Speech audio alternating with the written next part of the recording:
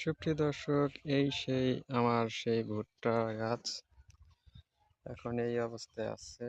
এই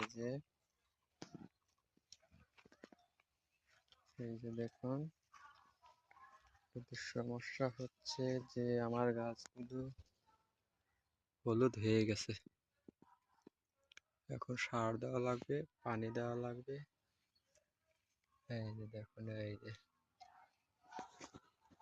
এগুলো হলো ভুট্টা গাছ,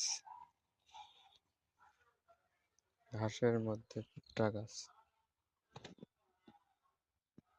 এই দেখুন,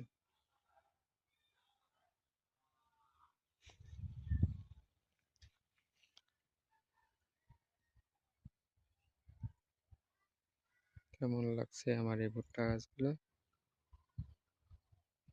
দেখতেই পারছেন, সুন্দর হয়েছে। ধন্যবাদ।